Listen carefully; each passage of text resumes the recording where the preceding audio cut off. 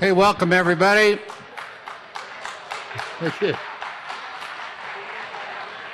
So welcome. This is the third Livability series speakers. Can you hear me in the back okay? You're going to hear me even better if you quit talking. Which you may or may not want to do. Anyway, welcome everyone. This is the third Livability series for this year. We had 6 last year that were really good. Every session, the more and more people show up. Tons of regulars are coming to these things. Last month, we had Greg Hoborn talking about how homelessness is a housing problem. I think he rocked it. It was a great, great presentation, great discussion afterwards. So tonight, we have a really great presentation I think you're going to like. And the title is, Why is Affordable Housing in Such Short Supply? The Role of Neighborhood Defenders.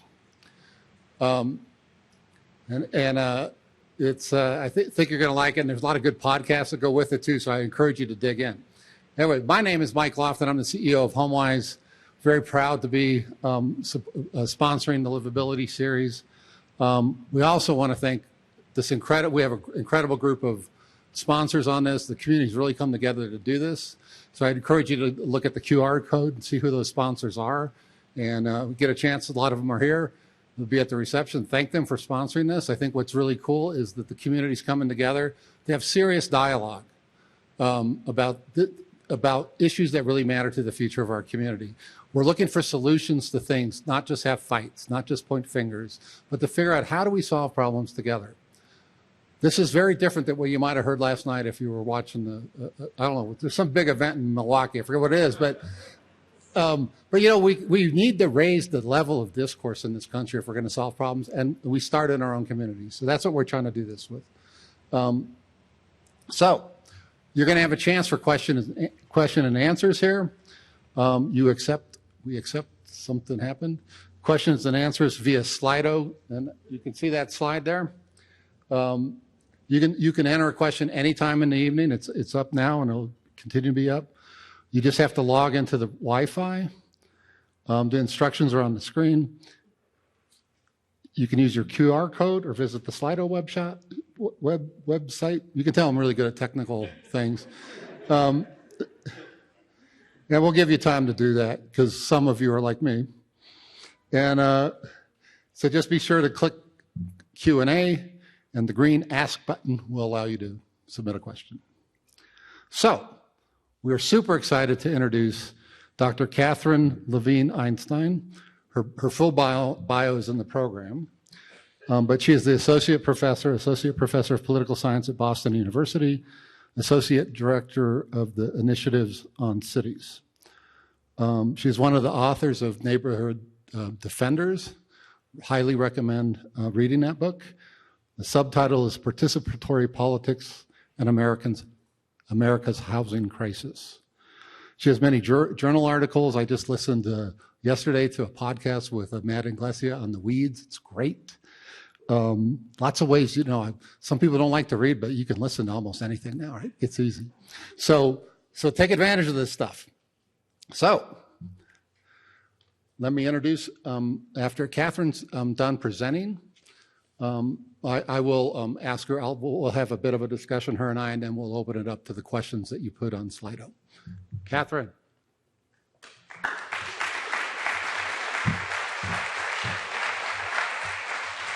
Oh my gosh. First of all, thank you so much to HomeWise for bringing me out here, and thank you to all of you for being here tonight. I am so excited to get to talk with you about this really important topic and to hear all of your questions and how this resonates in your experiences in Santa Fe.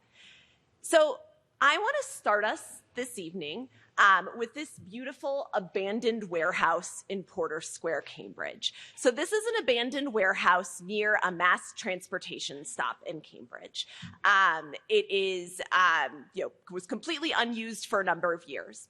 It was purchased in 2015 by a developer. This developer wanted to convert it into 4 condominium units, each with 1 parking space.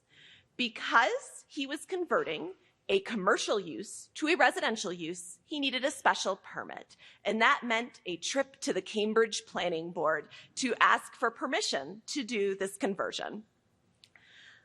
This meant a community meeting, right? And so this is a forum that is probably familiar to a lot of people in the room. So the community meeting starts with the developer presenting his plans. And then members of the planning board, they started asking sort of fairly mundane technical questions, but seemed largely supportive. At that point, proceedings turned over to members of the public who had showed up to this hearing. They were uniformly opposed to the projects. Some were concerned that 4 units of parking in this condominium unit that would be 2 blocks from mass transportation stop was insufficient. Another commenter was a lawyer who showed up with a handout questioning the developer and planning board's interpretation of local zoning law.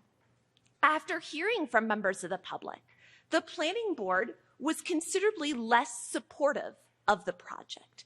They said, well, you know, we think this is maybe a good idea, but you need to go back to the neighbors. You need to provide a structural engineering study. You need to provide a parking study and a traffic study, right? And so the developer goes and they do all those things that can cost tens of thousands of dollars and delay projects by months. And he comes back 6 months later and he says, okay, I've done all these studies and now this is going to be 3 condominium units, each with 2 parking spaces.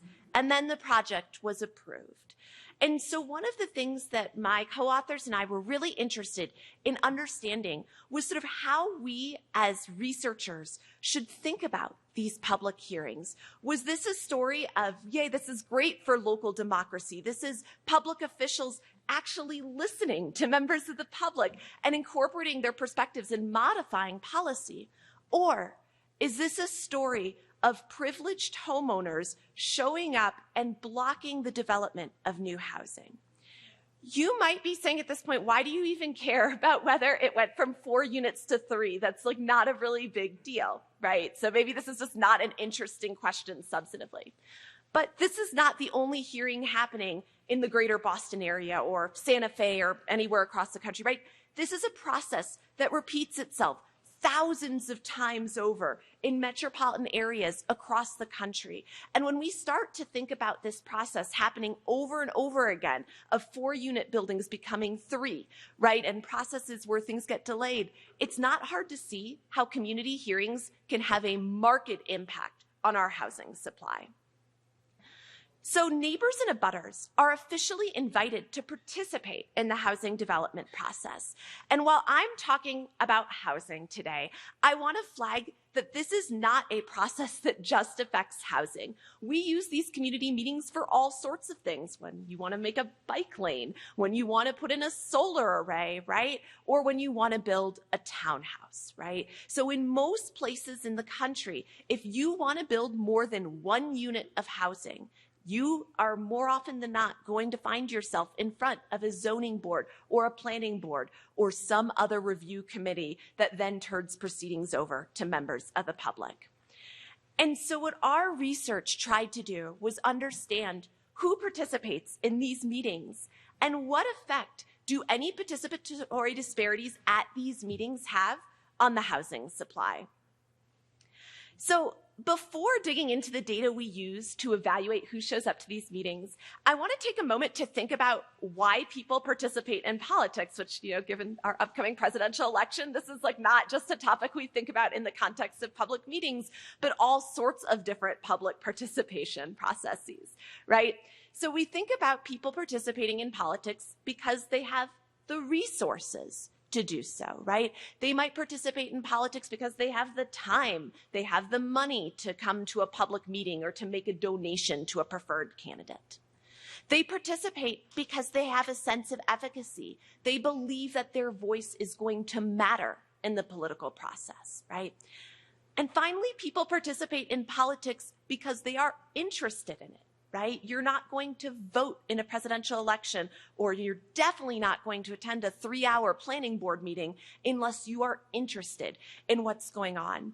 And I bolded interest here because my co-authors and I believe that it is interest that is going to drive the participatory disparities in the housing permitting process. That interest is going to be most important in helping us understand who shows up to these meetings. And it is what is going to make some of the problems that I'm going to show you so hard to solve, because there is an interest gap between people who are opposed to new housing and people who are supportive of new housing. And the reason there is this interest gap is because of the problem of concentrated costs and diffuse benefits. So I'm going to take us back again to this lovely abandoned warehouse, right? And let's think about what the benefits of converting this warehouse into housing are. 4 units of housing, that might have been nice in a city that's facing a crippling housing crisis, but 4 units is like, that's a pretty minor dent. And so we can think about the benefits of that particular housing project as being highly diffuse. The average person who is looking to rent or buy a home is not going to notice an appreciable difference in the cost of rent or the cost of buying a home because of that 4-unit development, right? The benefits are really marginal and not likely to be perceived by the average home seeker. In contrast, if you live next door to that project, you are incurring the concentrated costs of development. Anyone who has lived next door to a construction project knows that it is not terribly pleasant, right? You have to deal with the parking disruptions, the noise, the change in your views. There are all sorts of reasons that you, as someone who lives in the immediate surroundings of a project, might be deeply unhappy to see this visceral and rapid and highly visual change in your community, right? And so, those concentrated costs are going to be so much more motivating for showing up to a 3-hour planning board meeting than that very diffuse benefit. I consider myself very pro-housing. I spend a lot of time thinking about these issues. And I can promise you, I do not attend every public hearing in the greater Boston area about a housing development, right? That's not a good use of anyone's time, no matter how passionate you are about the issue of housing in general, right? And so that just, again, shows sort of the problem of those diffuse benefits and how hard it is to get supporters to show up to these hearings, right? So again, all of these factors that I've highlighted, resources, sense of efficacy, and interest, we think are going to lead to an unrepresentative and privileged and oppositional public comments at public meetings. But we think interest is going to be especially important. And that these comments are going to lead to projects sometimes being outright blocked, but sometimes being delayed, right? And I want to stress that delay is costly, right? It might seem sort of like a compromise solution to say, oh, we're going to, not do this. We're going to make the developer go back and talk to community residents for 3 to 6 months. That's 3 to 6 months of carrying costs. That's 3 to 6 months where the cost of construction can go up dramatically, right? These are things that can make projects much more expensive or outright kill them. And in general, they create a really unpredictable development process. If you're a developer proposing a housing project in a community, you have no idea, in places that have these discretionary public processes, how long it will take. It could be 6 months, it could be 6 years, right? And if you talk to developers, they have stories of those kinds of projects dragging on. So how do we study this question? What we did is we read thousands of pages of meeting minutes to understand who is actually participating in these processes. So we looked for a 3-year period in Massachusetts at all planning and zoning board meetings for any project that involved the development of more than 1 unit of housing. And these cities and towns in Massachusetts cover a really wide demographic range. Some of them are really affluent communities with really high housing costs. Some of them are sort of these more deindustrializing mill towns, places that are sort of farther from the city of Boston. So we really tried to understand a wide range. And the trends that I'm going to show you hold true in every single community we studied. They held true in rich communities and poor communities, high-cost communities, low-cost communities, right? And so again, we collected these data from all meetings for anything ranging from accessory dwelling units, so just literally doing infill development, to large apartment complexes. So the reason we focus on Massachusetts, it's not actually because we are a Boston-based research team. It is because open meeting laws in Massachusetts require that towns record the names and addresses of all commenters. And if you know someone's name and address, this might be disturbing from a privacy perspective, but you can learn a lot about people, right?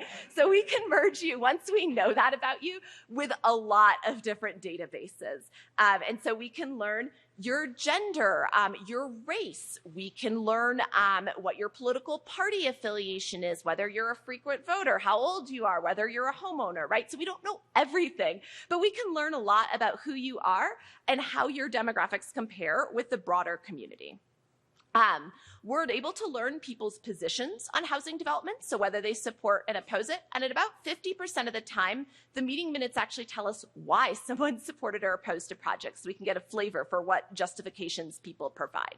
So this is data on 3,300 commenters who made 4,200 comments. So we compare people. I want to stress here the reference group here is voters, right? So voters are themselves a relatively privileged subset of the population. So we're comparing the demographics of public meeting commenters to voters in their communities. And we find that they are significantly more likely to be men, they're significantly more likely to be white, but the biggest disparities we find, and these are huge disparities, right? If you look at like voting disparities, you will not see anything this big. 20 percentage point gaps are huge in political science research and in participatory disparity research. So we find massive disparities on age and home ownership, where people over the age of 50 and people who are homeowners are way more likely to participate in these public meetings.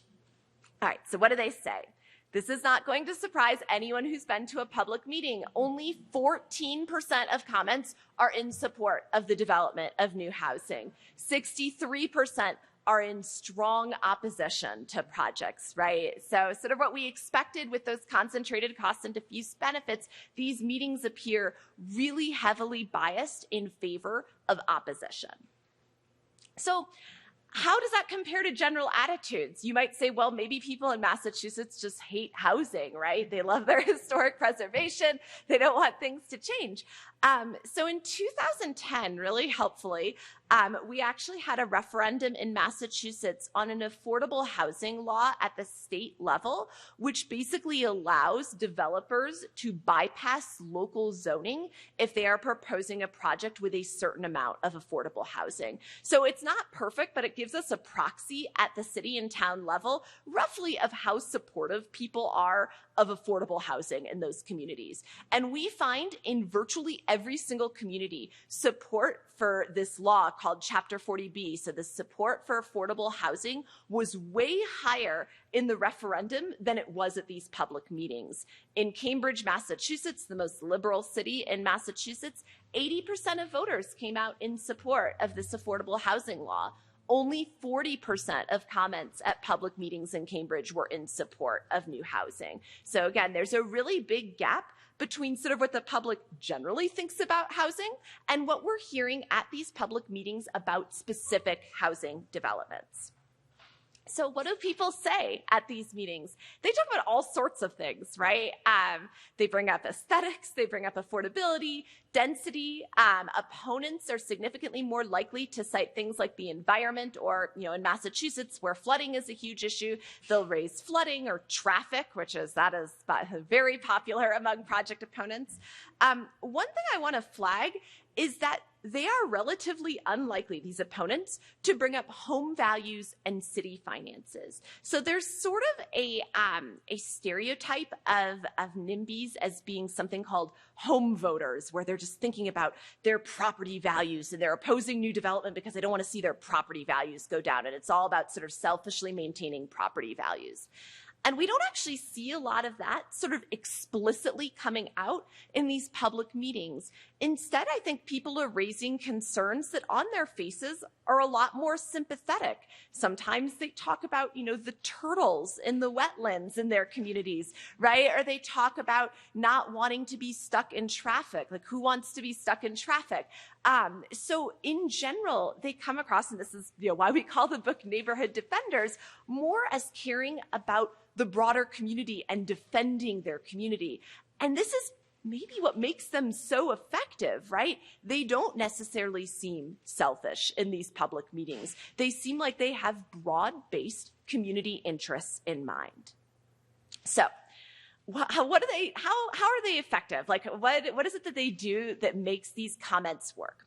So one is that, again, the people who are showing up to these hearings tend not to be representative of their broader communities. They often have very specific professional expertise. So here's just one example from a public meeting in a community called Andover from someone who was an engineer who cited his experience as an engineer to challenge a traffic study. And after he challenged the traffic study, the planning board in Andover asked for an additional traffic study from the developer. Again, these are not cheap things.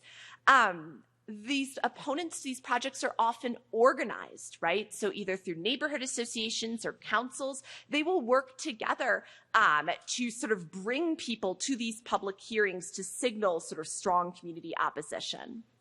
And finally, there's litigation. So a number of the people in this, in our data, we actually were able to link them with lawsuits that were filed in the Massachusetts land court that ended up delaying projects for years, right? So both threatening and actually filing litigation is incredibly expensive for developers and can delay projects by years, right? So again, comments can directly persuade local officials not to approve a project or to delay a project. And again, that delay is really consequential. These neighborhood defenders can also signal electoral consequences.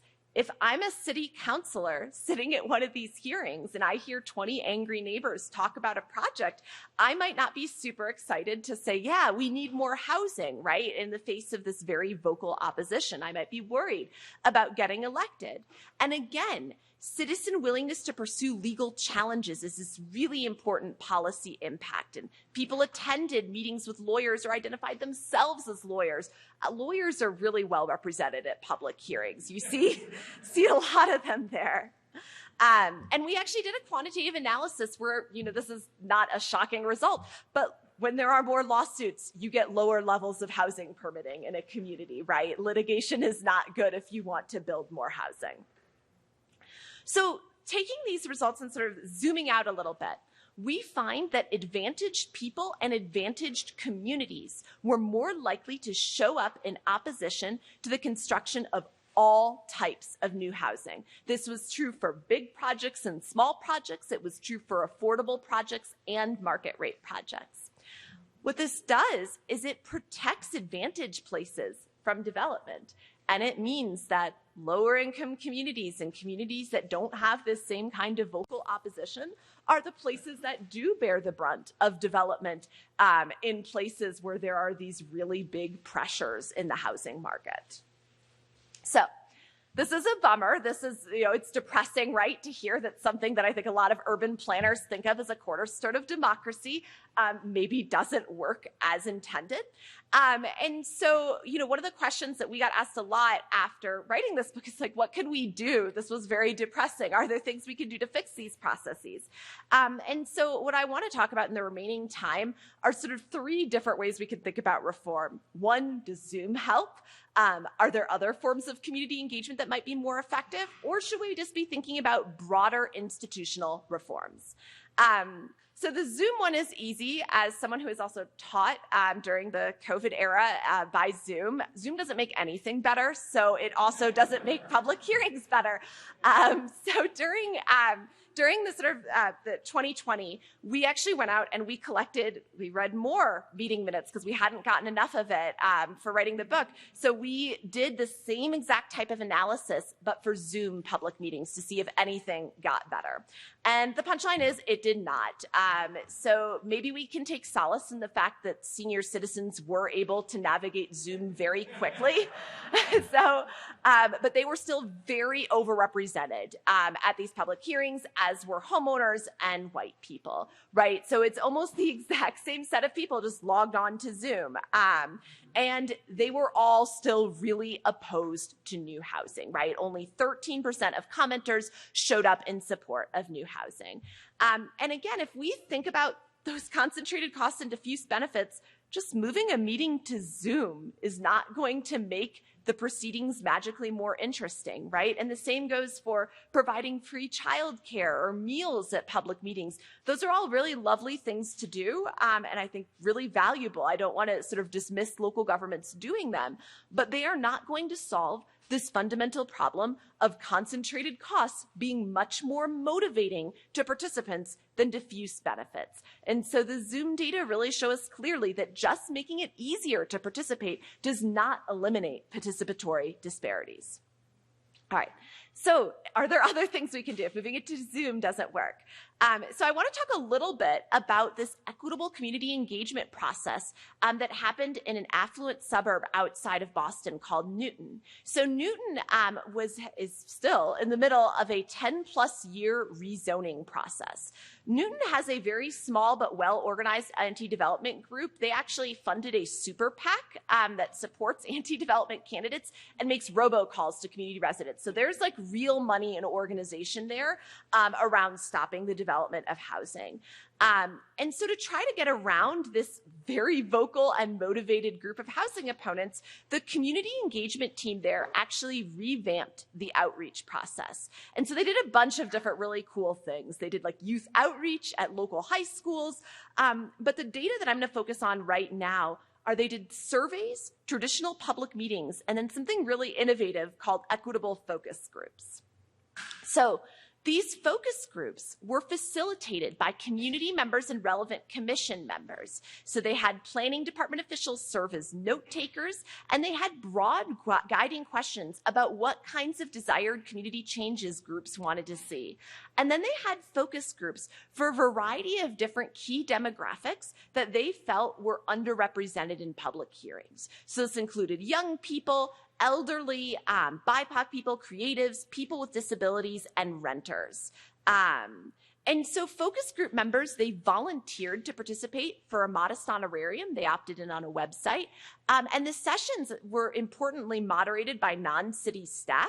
So for example, the youth engagement group was actually moderated by an 8th grader who was really excited about planning and housing. So it got a really interesting subset of people to participate. But what was really cool about it, right? So this is a graph that is showing you the percent of comments at these different sort of forums that were in support of increased housing density. Normally, when you attend a public hearing about housing, you don't hear a lot of people saying, yes, we want more housing density. And indeed, at the December 2020 public meeting in Newton about this very issue, only 15% of commenters showed up and said, yes, we want more housing density. In contrast, in the renters focus group, 100% of comments supported increased housing density. The youth focus groups showed similarly high levels of support. Even in the elderly focus group, which is not sort of a group that is traditionally supportive of increased density at a lot of public hearings, over 40% of comments were in support of increased housing density, right? So this is a lot more support than what we see at traditional public hearings. And it was also more support than what Newton saw in its public opinion survey. And I want to flag because surveys can seem like a really tempting way to get more representative public opinion. But unfortunately, surveys, especially as they are usually done by local governments, tend to be captured by sort of groups that are very intense about circulating the links and filling it out, right? Surveys are maybe not the greatest tool unless they are done in a very expensive way at attracting representative views. So one of the coolest things, though, about these equitable focus groups as we actually looked at some of the quotes from people who participated was that it really boosted a sense of efficacy among the people who participated, right? People sort of said over and over again, like, I have never participated in local politics before. No one has ever asked for my views. I didn't think as a renter or as a non-parent or as a person of color that my voice was welcome in this community or that my perspective mattered. And so there were people you can see here who lived in the community for more than 20 years who had never participated in local government until these forums.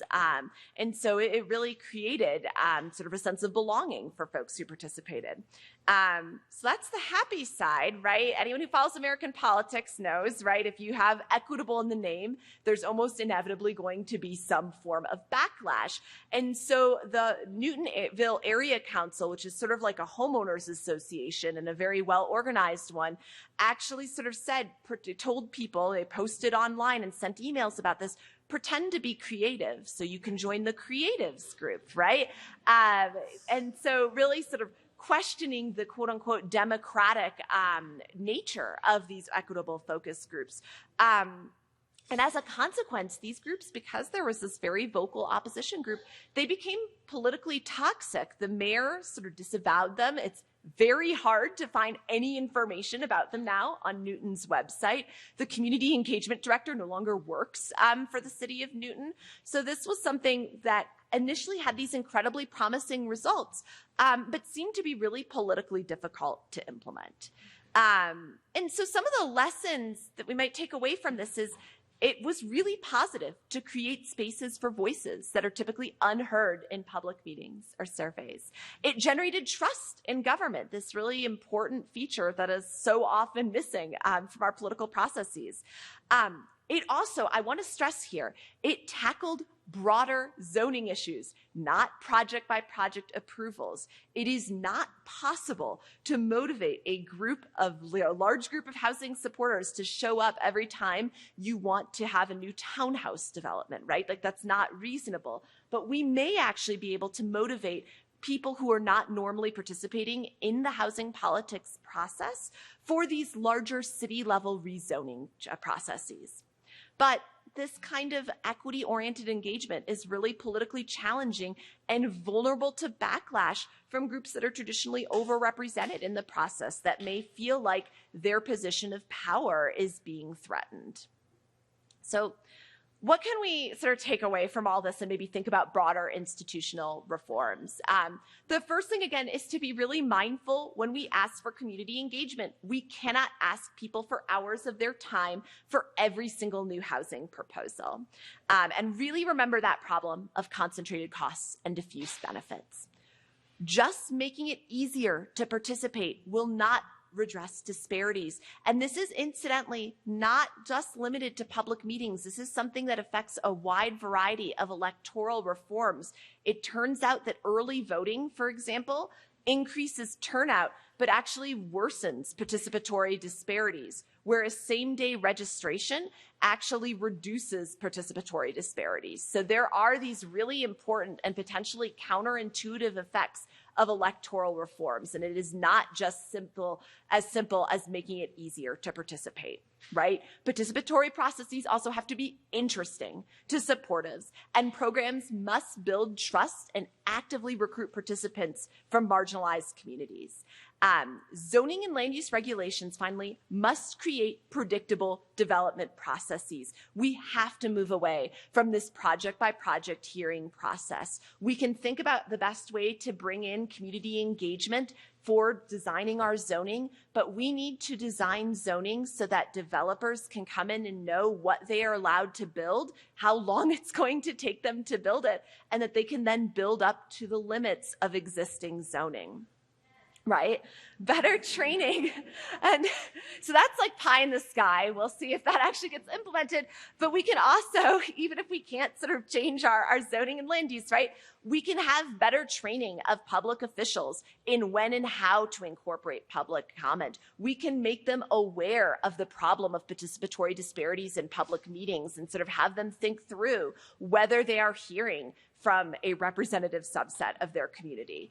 And finally, and this one is sort of, again, one of the most politically challenging, though it has become increasingly popular in places like Massachusetts, California, Oregon, and Montana, a very politically diverse group of states. State-level preemption of local land use processes may be needed when local governments remain restrictive and refuse to change their zoning to allow for more housing. So thank you so much, and I'm looking forward to hearing your questions in this discussion.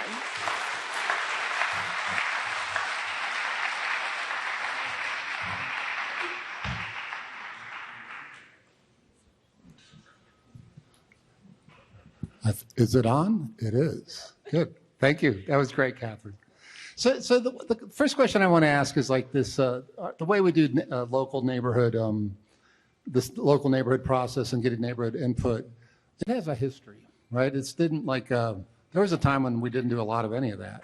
Can you talk a little bit about that? What was the origins of why we're doing it the way we do today?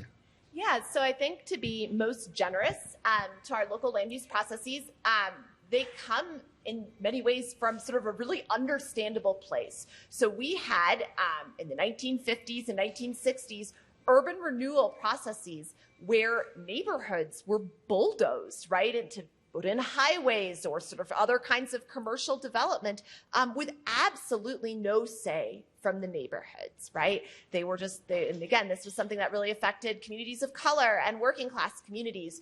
And so in response to sort of centralized local and state and federal officials just coming in and bulldozing neighborhoods, we had a real backlash and much stronger support for having stronger local control over land use. And so the 1970s is a period where we really see the growth of a lot of these zoning and land use regulations that are now making it very difficult for us to build today. We see the emergence of a lot of environmental regulations during that time period as well.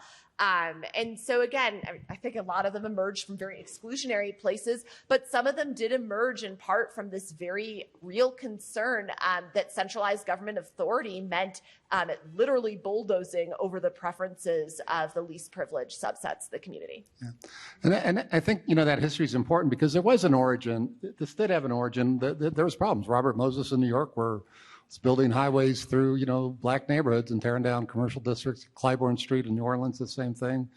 Where there was real abuse of power and centralized power, and there needed to be a way to provide that community input.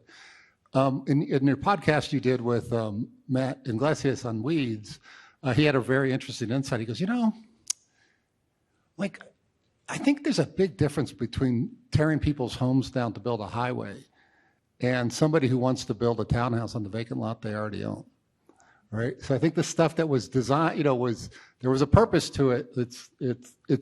There's mission drift here, right? Absolutely, right. I think the idea of having these regulations impact sort of how long it takes someone to build an accessory dwelling unit or a townhouse is clearly not the original intention. Right. In your book, and you talked a lot about it today, I found this a very brilliant insight that you had in the book of this idea of concentrated costs versus diffuse benefits. It's a very helpful insight because we know this, right? I'm losing a view. I'm proximate to the property. I'm losing my view. I feel that. It's concentrated. Traffic on my corner may get worse. Where I walk my dog and didn't have to pick up after him on a vacant lot, I'm going to lose that. So there's, and you feel it, it's in front of you. That's very different as the diffuse benefit of there's going to be some new housing here, and maybe if there's more housing, my adult children could afford to live in Santa Fe. Maybe my kid's school teacher won't have to move to Albuquerque. These are really important things. In fact, I think we would say we value those kinds of things more than a place than maybe a little bit more traffic on a corner, right? Or a perfect view. Maybe not, but it's so that's just a really brilliant insight. But the thing I wanted to add to that is it's compounded by things, right? And one of the things, and you talk about this in your book too, is this, behavioral economists and psychologists have studied a lot this idea of the loss aversion, right? And that it's a well understood thing. And Daniel, how do you say his name? Kahneman, who wrote Thinking Fast and Slow, talks about this and actually says that our aversion to loss has an emotional reaction that's twice what our appreciation of gain is, right? And our brains are wired this way, right? It's loss, we have a visceral reaction to way more. So if someone who loses a bet, bets $100 and loses it, is way more upset than the person that won the bet and got $100 is happy, right? It's so we have this, so that compound that you have this concentrated loss or concentrated cost, and most of those costs are losses, loss of view, right? Those kinds of things. Whereas diffuse benefits are benefits, they're gains, so they're always weighted less. And I have notes on this stuff, and I want you to benefit from it, so I'm going to grab it. And so so then there's a third thing that I think compounds this problem. You got this concentrated cost, you got this loss aversion, and then the system itself, is we reinforce the loss part and the loss aversion and the concentrated cost. Because what do we do in Santa Fe? We have an early neighborhood notification ordinance that requires the developer to notify who? The people with the most loss aversion and the concentrated cost. The people who live within 300 feet of a project. People who live 400 feet from the project. People who need housing. People who would be able to walk to a store. They're an afterthought. So we've created a system that just reinforces that one voice. And I don't think that necessarily that the issue, because I agree with you, I think this it's unrealistic to expect all these people to come out who have could potentially benefit from these diffuse benefits to come out. So it's not so much how do you equalize those voices, it's how do policymakers and decision makers, how do we make sure those benefits get adequate consideration? No, I mean, I think there's a few different sort of challenges to having those benefits be incorporated by public officials. I think the first is we are actually starting to see growing public opinion data suggesting that both members of the general public and public officials do not necessarily believe that building more housing will reduce prices. It's this idea of supply skepticism. And so while I think a lot of us sort of buy into the research which suggests that building more housing reduces prices, it's not clear that everyone really understands sort of those benefits and the benefits to building new housing. But the second sort of really interesting point you raised is sort of whose voices should be incorporated in this process. Right now we have a system, I think most places use abutter notifications, right? And so we very much sort of say the people who should be notified and heard from are the people who live within, 300 feet, whatever threshold you want to set. But what about the person who lives in Albuquerque and would love to move to Santa Fe, but can't because there's no housing in their price range, right? Their voices, because they don't live in the jurisdiction, are absolutely never solicited or incorporated, right, by local public officials. And so housing markets exist in a region. And I think all too often in our regions, we think in these incredibly hyper-local ways, right? We think about who's in the immediate neighborhood. We don't think about benefits to the surrounding community and just the broader region in general. And it really harms our mobility and our economy. And your example of the Albuquerque thing is a really interesting one to me because it's not, it could be true somebody just would prefer to live in Santa Fe. In Santa Fe, a third of our workforce, at least a third of our workforce already lives in Albuquerque. They work here. They have to drive back and forth. They can't volunteer for the kids' Little League team. They can't, so it's like, yeah, I think a lot of those folks would love to live closer to work. And you're right, they're not part of this process at all. I was kind of fixated on the 400 feet issue versus the 300, but yeah, the regional thing is a very helpful insight. The other thing in your book that I thought was really insightful, and you talked about tonight, was this project by project process that we do. And I want to hear about why you think that won't work and what would work better than that. But I did want to bring in, because for a local example of this, I think that's going on right now, you're reading about in the paper, is, somebody's proposing to build an apartment building at the old Empire lumber yard on Cerrillos, right? Which, is an incredibly attractive building, just like that warehouse. But, I'd hate to lose that view, but but so they're building, and opposition is just, it's fast and furious. It's like unbelievable to me. And I'm kind of like, well, if you can't build density along Cerrillos, well, where can you build it?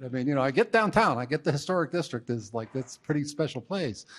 So the thing is that, because I know what you're like this, how do you do land use planning? And the city right now is going through a general plan amendment process where they want to update the general plan, which needs to happen, and commend the city staff at land use for initiating that.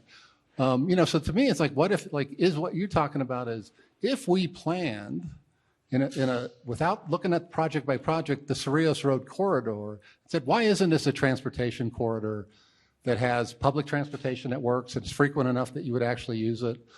I've tried to use it, and it's like, it's really frustrating. It's like to wait 45 minutes for a bus. You're going to have to be frequent enough to use it.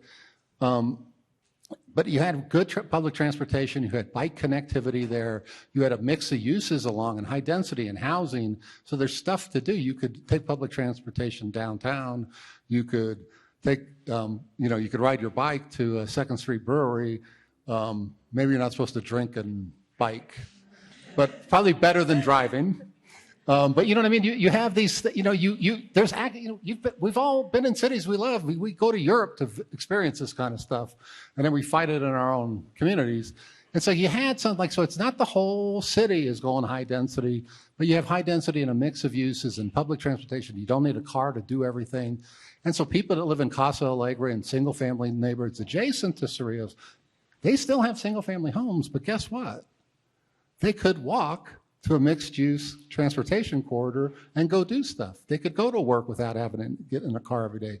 And would that, so the question is, are there examples of this, of doing this kind of bigger planning, so we're looking at it more holistically?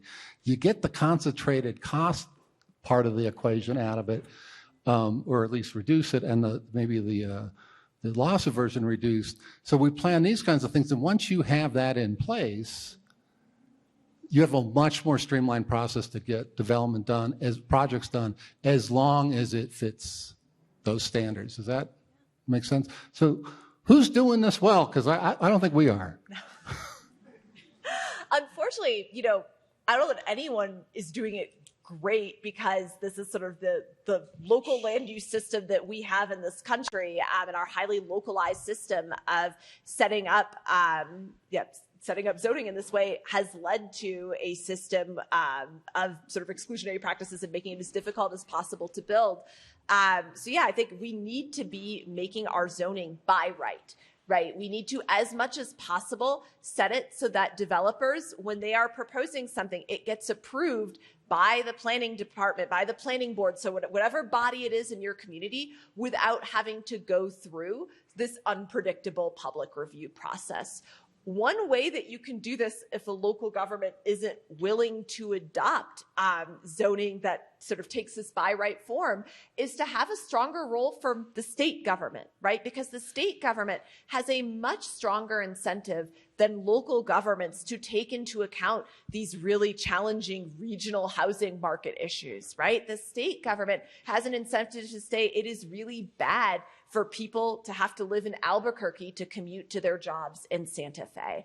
And so in Massachusetts, what the state has done in response to very similar kinds of problems is actually pass a law that is requiring any community served by our regional mass transportation system to create these kinds of transit corridors. They are required to create zoning districts with a certain amount of density within a mile of their mass transportation stop. And failure to create a zoning district like that will result in a loss of state funding. We are right now seeing a few communities that have chosen not to comply and have been threatened with the loss of various grant programs. So, this is a recent law. I think it's too early to tell sort of what the pitfalls will be and how much housing will be produced with this state level preemption. But right now, at a minimum, it has forced local governments served by our transit system to radically reform the zoning in their sort of transit corridors. Right. Just one last question. So this takes political action, takes political will, and then in the operation. So we have elected officials here. I want to recognize Jamie Cassett and Carol O'Mara-Worth is still here. There she is. These guys have a really hard job, and people, for some reason, when people are elected officials, somehow there's this new thing happens where I can say any outrageous, stupid thing and accuse them of anything. And it's like the lack of civility in some of that discourse is appalling to me, which compounds the difficulty. But even without that, it's a very difficult job. We have land use staff here who are working hard to reform to change the general plan, who are looking at projects, who are looking at zoning changes and that kind of stuff, their job is also hard. They're not elected, but they get all this immense amount of pressure, and you're selling out, and you're supporting greedy developers and all that. How do we as a public who cares about doing good development, smart development that provides the kind of housing our community needs and other things, what would you recommend for citizens like us? How do we support those elected officials and those public servants who I think want to do the right thing and want to do a good job, and it's really hard? Yeah. So first of all, I want to say to all the public officials in the room, planning staff, like everyone sort of elected and staff, thank you for your work. I served on the planning board for my local government for a couple of years. No, it was terrible. So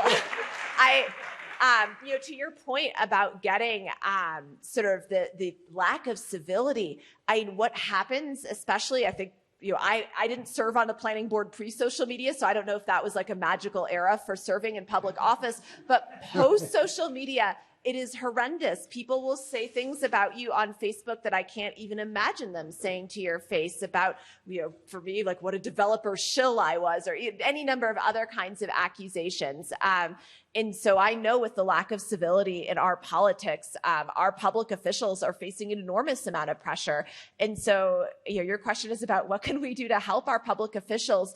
For people who support housing, help to drown out that noise. We know that there's always going to be those vocal people who are going to be posting to the Facebook groups or showing up to public meetings and just yelling at public officials. And I think to show up and be a voice of civility and reason in the room, and provide a counterbalance to that, and to get engaged in our local processes is sort of an incredibly important step. Thank you very much. We're going to open it up to questions now. Veronica. Who are you hoping to reach with your book? And is that target audience reflected in this room? It is funny to write a book about how community meetings are terrible and then present them at community meetings. Isn't it awful how unrepresentative these rooms are? No, so I think we're hoping to reach policymakers and planners. The link I have up there, you mentioned not everyone has time to read and they, like to listen to podcasts. This is maybe the worst thing I could say for book sales, but we have a link to a one-page handout that summarizes our book findings, one page. I have heard rumor that people like to print it out and passive-aggressively give it to public officials at public hearings. So it's, whatever use you might have for it, I think for us, reaching a public policy audience was really important. We don't care about like the citations or what the sort of just talking to an academic audience was not of interest to us. I think the second place where we're really hoping to reach people is to get more people to participate in local politics. So I presented to you a lot of data about how public meetings are these low turnout affairs. Our local elections are also low turnout affairs. In many communities, we have turnout of like 10 or 15% in our local elections. And so I really hope to get more people to turn out to vote. When I talk to my college students, it's like if I could just get more 20-year-olds to vote in their local elections, I think it would make a massive difference to our political processes. And so, in terms of who I'm hoping to reach with the book, it's both members of the general public and policymakers. Thank you. Doesn't participation in focus groups also take resources, money, and time? How can we truly get representative information? Yeah. So I think one other approach for getting representative, taking a step back, all political participation takes some time, right? And so the cheapest form of political participation, right, the one that takes the least amount of time, is voting. And so I think as much as possible, if local political candidates and local political parties can take the time to do more voter outreach and to inform voters about the positions that their public officials are taking about important issues, I think in many respects that is sort of the best way that we could make local democracy stronger, because participating in a public meeting, even if we provide modest honorariums, that is costly, absolutely. And so I think, fundamentally, community meetings are a costly form of public participation, and it will be difficult to get sort of everyone's voices heard. The other strategy that I've heard some public officials talk about to hear from sort of folks who don't have the time to show up to public hearings is to actually try to meet people where they are, right? To find community gathering places, right? To go to local churches, to go to community cookouts or things like that, right? So I do think that there are strategies that public officials can use to, not just have meetings in local community centers that require people to come to them, to go out into their communities and hear from folks wherever they happen to be at that time. Thank you. In your research, are there any examples of neighborhood defenders advocating for changes in development plans that resulted in positive outcomes, like advocating for more affordable housing to be integrated into a plan? So we do see some people sort of fight against projects saying that, this is luxury housing and we need to have more affordable housing. And I think what's really tricky for us as researchers to parse out in those data is there are some people, right? So I have people in my housing network who work for affordable housing developers in Massachusetts who regularly show up to public meetings and say, you can afford to make more of this housing affordable. And, it causes plans to be changed in this really positive way where there's more subsidized housing provided in these developments. But I also think, unfortunately, the language of affordable housing is wielded cynically sometimes and is used as a way of blocking housing development, right? And so we can see community members ask for percentages of affordable housing that are just not economical, right? And they're using it because they want to kill a project and they know that this is a way that sounds really good on paper to kill a project, but still fundamentally gets them the outcome they want. What's hard for us as researchers is just reading the meeting minutes. I can't parse out whether you're using affordable housing cynically or for good. So I can't tell you the exact proportions of people who are doing it in those directions, but I've absolutely seen both in practice. Public discourse around housing development is typically dominated by counterfactual tropes about development, such as parking, traffic, density, etc. But they remain despite ample evidence disproving them.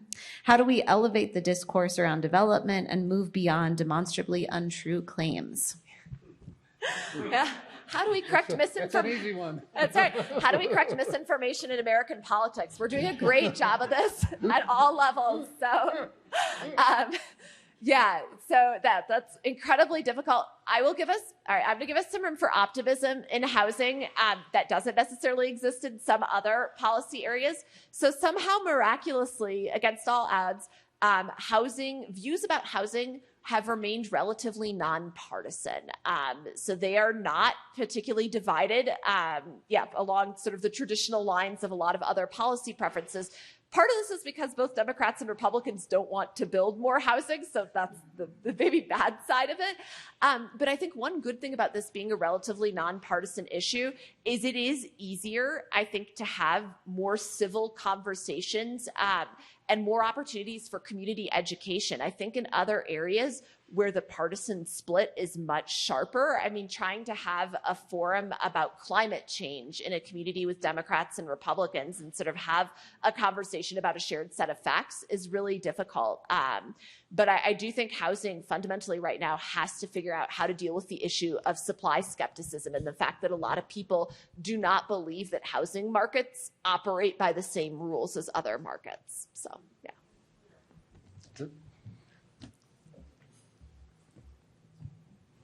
Got to change a slide here. Did it work? No, it didn't work. Did it work? All right. If you didn't submit a question by now, it's too late. So, want to make sure you all know the next speaker is going to be August 15th. And it's Chris Wilson, who is going to talk about creating and recreating Santa Fe, making room for innovation within tradition. If you don't know who Chris Wilson is, Myth of Santa Fe. Did I get that right? Which I'm not sure I always remember names, but I remember the book. It's a great book. very interesting understanding historic Santa Fe. So this is going to be a really interesting presentation, I think. You can register using that QR code that you see there. And then, after these sessions, we always like to have people stick around and get to know each other and talk, and because one of the goals here is to elevate the discourse. The other thing is to elevate the relationships of people to one another who care about these things, so we build a way to work together on helping Santa Fe become a better and better place. So we are going to go. Well, I guess there's not a slide for this. It's just me telling you, so you don't get any visual. Is there a last slide? One more? You know, next time I do this, I want someone else to do the operational, technical stuff. So back here we have refreshments, wine and beer, other refreshments, a great charcuterie thing. Right? Got that? It's like little pieces of meat and cheese and stuff like that. At least I didn't have to say Worcestershire sauce. So as you mingle and talk to people, you know, a lot of you already know each other. A lot of you are regulars and have gotten to know each other. I think a lot of us look forward to seeing people here. But we do have a few questions here that you may want to discuss with each other. Is like what kind of takeaways did you have? Last time we did this on the homeless with Greg Colborn, some of that discussion was fascinating. What people like, there were so many things that were counterintuitive and insights that many of us didn't know. It was a very rich discussion. So encourage you, what are those key takeaways? What was challenging about what Katherine said? And then, you know, how should we engage in these kind of land use issues for the future of our city? So thank you very much for being here. Please join us for refreshments and socializing. Thank you so much for coming. It's been a great evening already.